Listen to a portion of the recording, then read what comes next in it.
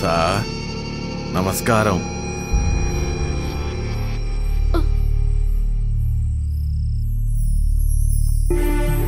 మీరు ఫ్రెండే కదా, లోనకు రండి.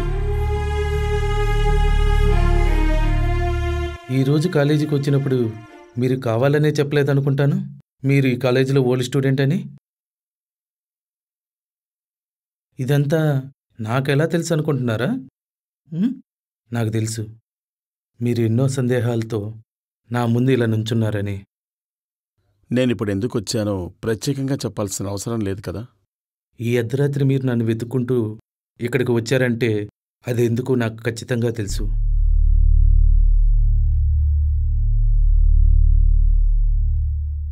ఈరోజు మీరు కాలేజీలో ఆవిడ గురించి విచారించినప్పుడే నాకు తెలుసు దీని క్లైమాక్స్ ఇటువంటి సందేహంతో ముగుస్తుందని. మీరు తాగటానికి ఏమైనా తీసుకురానా? ఇక్కడ నేను ఒంటరిగా ఉంటున్నాను, వేరెవరూ ఉండరు. సొంతం అని చెప్పుకోవాలంటే అది మా అమ్మ మాత్రమే.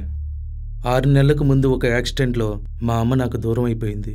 అలాగే ఒక చేతిని కూడా కోల్పోయాను. అప్పటి నుంచి జీవితంలో నేను ఒంటరివాడిని అయిపోయాను. నేను మీకెలా తెలుసు?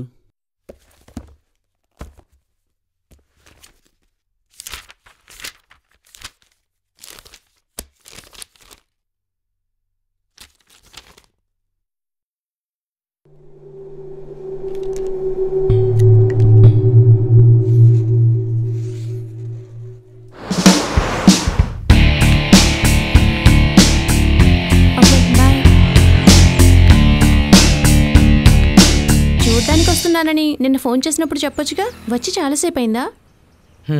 నేను క్లాస్ కట్ చేశాను. ఎవడవాడు? ఫ్రెడ్డీ, తను నా క్లాస్మేట్లే. సరే ఎక్కు, ఇంటి పక్కనే డ్రాప్ చేస్తా, ఎక్కు.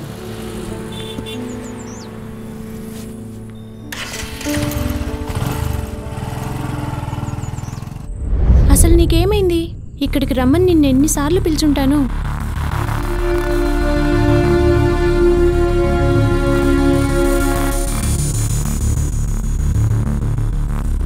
నువ్వు చేస్తుంది సరైందేనే నీకు అనిపిస్తుందా?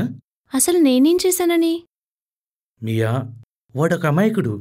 ఫ్రెడ్డీ గురించి నేను చెప్తుంది. ఓ, ఆ క్రాక్ గురించా? చూడు, హీ సో పొసెసివ్. ఎక్కడికి పోయినా నా చుట్టూ తిరుగుతూ ఉంటాడు. ఆల్వేస్ మియా మియా మియా. వాడితో కొంచెం ఫ్రెండ్లీగా ఉండబట్టే ఇప్పుడు నాకు ప్రాబ్లం అయింది.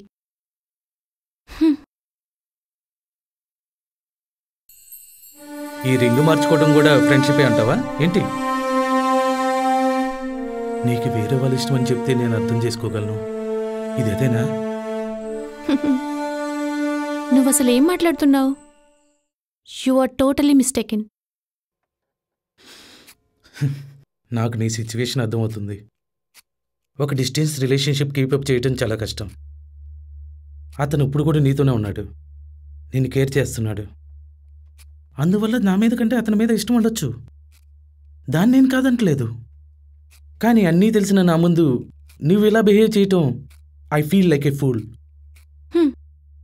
ఇప్పుడైనా నీకది అర్థమైంది. అలాగే నువ్వు చెప్పినట్టుగా ప్రేమ నాకెవరి మీద లేదు. ఇదంతా కూడా ట్రూ లవ్ అని నీలాంటి బుర్రతకు వాళ్ళు అనుకుంటే దానికి నేనేం చేయలేను. ఇప్పుడు ఇది తెలిసినా కూడా కొంచెం నొప్పిగా ఉన్నా కూడా దాన్ని మర్చిపోవచ్చు.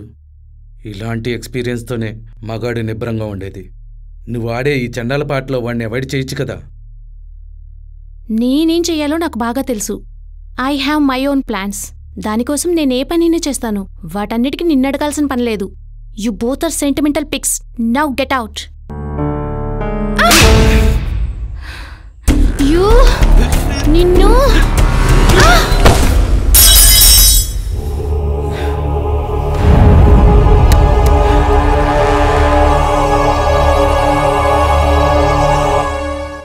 ఇంత త్వరగా క్షమాభిక్ష నేను ఎక్స్పెక్ట్ చేయలేదు. అది మీరే అయి ఉంటారని ఒక చిన్న గెస్ మాత్రమే నాకుండేది.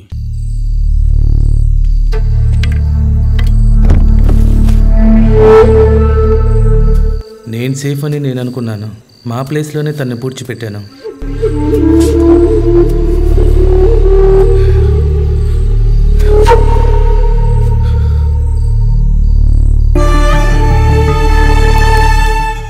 కావాలని చేయకపోయినా నా చేతిలోనే తను చనిపోయింది. ఆ సిచ్యువేషన్లోనే తన్ని పూడ్చిపెట్టాను. న్యాయం ఎలా ఉన్నా సరే నేను చేసిన పాపానికి శిక్ష అనుభవించే తీరాలి. మీరు ఇప్పుడే పోలీస్ స్టేషన్లో ఇన్ఫార్మ్ చేయండి. మిమ్మల్ని చట్టం ముందు నిలబెట్టి శిక్ష పడేలా చేయాలన్న ఉద్దేశంతో కాదు మేమిక్కడికి వచ్చింది. దీనిలో నిజాలు తెలుసుకోవడానికి మాత్రమే. మా ప్రశ్నకు సమాధానం దొరికింది. So good night sir.